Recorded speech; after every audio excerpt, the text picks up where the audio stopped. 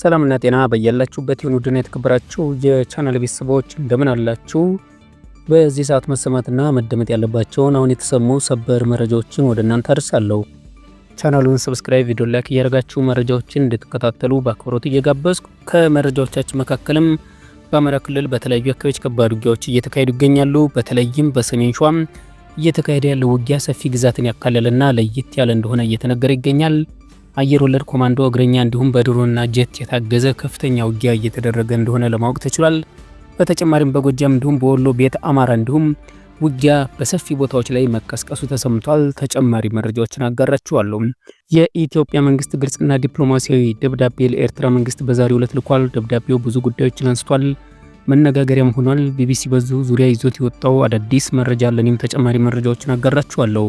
ቻናሉን ሰብስክራይብ፣ ቪዲዮ ላይክ እያደረጋችሁ መረጃዎችን እንድትከታተሉ በአክብሮት ጋብዛለሁ። አሁን በቀጥታ ወደ መረጃው አልፋለሁ። አብራችን ቆዩ። በአማራ ክልል መንግስት የተቀናጀ ዘመቻ እያካሄደ ይገኛል። የፋኖ ኃይሎች ያሉበት በተባለ ቦታ ሁሉም የሀገር መከላከያ ሰራዊት እርምጃ ለመውሰድ እንቅስቃሴ እያደረገ ይገኛል።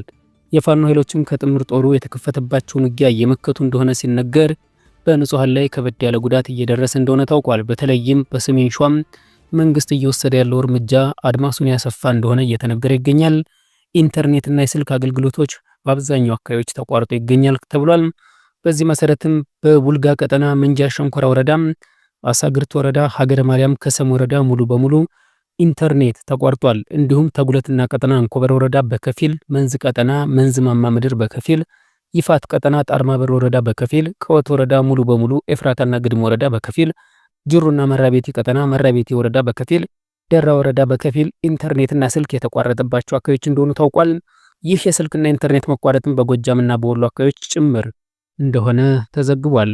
ወደሚቀጥለው መረጃችን ስናልፍ ህወሓት ወደ አፋር ሽማግሌዎችን ላከ። የትግራይ ሰላም ጸጥታ ቢሮ መግለጫ ወጥቷል። በአፋርና ትግራይ ክልሎች አዋሳኝ አካባቢዎች በትግራይ መከላከያ ኃይል ቲዲኤፍ እና በትግራይ ሰላም ኃይል ቲፒኤፍ መካከል የተቀሰቀሰው መጠነኛ ግጭት በቀጠለበት ወቅትም ከትግራይ የተወጣጡ ሃይማኖት አባቶች፣ የሀገር ሽማግሌዎች ወደ አፋር ክልል ሐራ መሬት በመጓዝ ሽምግልና ጥረት ማድረጋቸው ታውቋል። እነዚህ ሽማግሌዎችም ታጣቂ ኃይሎች ወደ ትግራይ እንዲመለሱና ሰላም እንዲሰፍን ለማሳመን መንቀሳቀሳቸው ቢገለጽም የሽምግልና ሂደቱ ውጤት እስካሁን በይፋ አልተገለጸም። በዚህ መካከልም የትግራይ ሰላምና ጸጥታ ቢሮ ትናንት አመሻሹን ባወጣው መግለጫ ትግራይ ሰላም ኃይል ቲፒኤፍ ክፉኛን ተችቷል። ቢሮ ባወጣው መግለጫ መንግስትና የጸጥታ አካላት ጉዳዩን በሃይማኖት አባቶች፣ በሀገር ሽማግሌዎች አማካኝነት በውይይት ለመፍታት በተደጋጋሚ ጥረት ቢደረግም በቲፒኤፍ በኩል ባለው እምቢተኝነት ሳይሳካ መቅረቱን ገልጿል። መግለጫው በተጨማሪም አንዳንድ ቡድኖች የትግራይን ጠላትነት በመደገፍ የውጭ ኃይሎች ተልዕኮ በመቀበል በክልሉ ላይ አላስፈላጊ የጦር ስጋት እየደቀኑ ነው ብሏል። ቢሮው አሁን ለሰላምና መፍትሄ ተጨማሪ ድጋፍ ለመስጠት ዝግጁ መሆኑን ጠቅሶም በስልጣን ጥማትም የተነሳ ሰራዊት ለግል ጥቅም መጠቀም እንዲያቆሙ ጥሪ አቅርቧል። ይህ በእንዲህ እንዳለ ኤርትራ ሰራዊቷን በአስቸኳይ ከግዛቷ እንድታስወጣና ለድርድር ዝግጁ እንድትሆን ኢትዮጵያ ጠየቀችም። የኤርትራ ሰራዊት የተቆጣጠራቸው የሚገኙ የኢትዮጵያ ሉዓላዊ ግዛት እንዲወጣና ለድርድር ዝግጁ እንዲሆን የኢትዮጵያ የውጭ ጉዳይ ሚኒስቴር ጠይቋል። ሚኒስቴሩ ለኤርትራ የውጭ ጉዳይ ሚኒስቴር በጻፈው ደብዳቤ ላይ ኤርትራ የኢትዮጵያ ሉዓላዊ ድንበር በመጣስ በሰሜን ምስራቅ አቅጣጫ የሚገኙ አካባቢዎችን የተቆጣጠረ እንደምትገኝ ተገልጿል። የውጭ ጉዳይ ሚኒስቴሩ ቃል አቀባይ አምባሳደር ነቢያት ጌታቸው ደብዳቤውን ትክክለኛነት ለቢቢሲ አረጋግጠዋል። ደብዳቤው የኢትዮጵያ መንግስት በተደጋጋሚ የኤርትራ ጦር ከግዛቱ ለቆ እንዲወጣ መጠየቁን አስታውሶም ይህ ጥያቄን ተቀባይነት የሚያገኝ ከሆነ የባህር አገልግሎት ጉዳዮችና በአሰብ ወደብ በኩል የባህር መዳረሻን ጉዳይ ጨምሮ ሁሉም የጋራ ጥቅም ጉዳዮች ለመፍታት በቅን ልቦና በድርድር ለመሳተፍ ፈቃደኛ መሆኑን አስታውቋል። በውጭ ጉዳይ ሚኒስቴር ዶክተር ጌዲዮን ቲሞቴዎስ የተጻፈው እና ለኤርትራ የውጭ ጉዳይ ሚኒስቴር ኦስማን ሳላህ በተላከው በዚህ ደብዳቤ ኤርትራ ሰራዊት ለረጅም ጊዜ የኢትዮጵያን ሉዓላዊ ግዛት በመጣስ በሰሜን ምስራቅ አቅጣጫ ተቆጣጥሮ እንደሚገኝ ተጠቅሷል። በዚህ ደብዳቤ ላይ ሁለቱ ሀገራት የሚያዋስናቸውን አካባቢዎች የኤርትራ መንግስት በስም ባልተጠቀሱ የተለያዩ ታጣቂ ቡድኖችን በቀጥታ ቁሳቁስ ድጋፍና እርዳታ እንደሚያቀርብ በመጥቀስ ወንጅሏል። በደብዳቤው ላይም የታጣቂ ቡድኖች በስም ባይጠቀሱም ከዚህ ቀደም የኢትዮጵያ መንግስት የኤርትራ ለህወሓትና ለፋኖ ታጣቂዎች ድጋፍ ያደርጋል ሲል መወንጀሉ ይታወሳል። ኢትዮጵያ በደብዳቤው ላይ የኤርትራ መንግስት በሉዓላዊነትና በድንበር ላይ ከሚፈጸሙ ጥሰት በተደጋጋሚ እንዲታቀብ ቢጠየቅም ጥረቱ ሰሚ አለማግኘቱን ገልጿል። ባለፉት ጥቂት ቀናት ውስጥም ሁለቱ ሀገራት በሚያዋስናቸው ድንበር አካባቢ የታዩት ለውጦች የኤርትራ መንግስት ተጨማሪ የጥፋት መንገድን መምረጡን ያመለክታል ሲል የውጭ ጉዳይ ሚኒስቴር በደብዳቤው ላይ አመልክቷል። የውጭ ጉዳይ ሚኒስቴር የኤርትራ መንግስት በደብዳቤው ላይ በስም ካልጠቀሳቸው ታጣቂዎች ጋር የኤርትራ መንግስት ወታደራዊ እንቅስቃሴ እያደረገ ይገኛል ብሏል።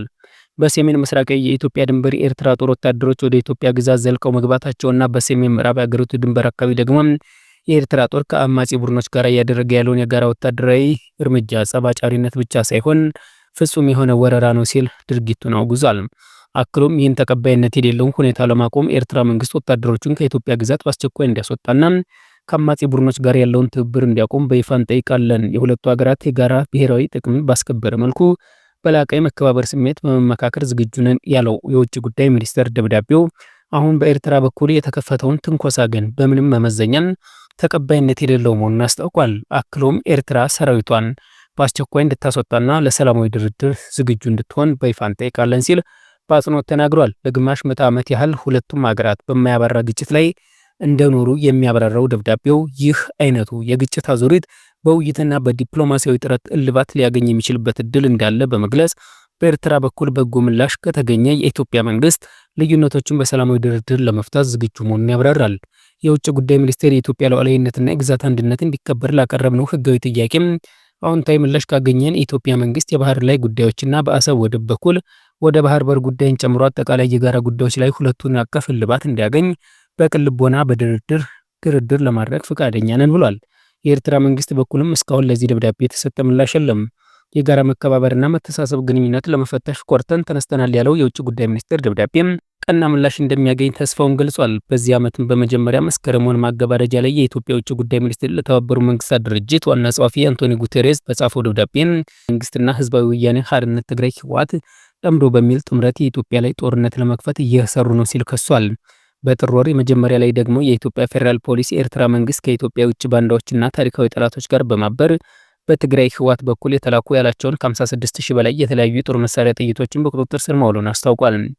ኢትዮጵያ የጎረቤት ሀገር ኤርትራ መንግስት በአማራ ክልል ለሚንቀሳቀሱ የፋኖ ታጣቂዎች የተለየ አይነት የጦር መሳሪያ ጥይቶችን እየሰጠ ነው ስትል በተደጋጋሚ ከሳለች። የኤርትራ ጦር አባላት በኢትዮጵያ ድንበር ያሉ አካባቢዎችን ተቆጣጥረው እንደሚገኙና የከፋ ጥፋቶች መፈጸም መቀጠላቸውን ሪፖርቶች እየወጡ እንደሆነ ኢትዮጵያ ለተባበሩት መንግስታት ድርጅት ከሳለች። በተባበሩት መንግስታት ድርጅት የኢትዮጵያ ተወካይ አምባሳደር ጸጋብ ክበበው የከፋ ሰብአዊ መብት ጥሰቶችን በድንበር አካባቢ እንደሚፈጸሙ ሪፖርቶች መውጣታቸውን ቀጥለዋል ሲሉ ነበር በወቅቱ የተናገሩት። ክቡራትና ክቡራን የቻናል ቤተሰቦች ለሰዓቱ የነበረኝ አጭር መረጃ ይህን ይመስል ነበር። ከቆይታ በኋላ በሌላ መረጃ እስከምንገናኝ መልካም ጊዜ ይሁንላችሁ።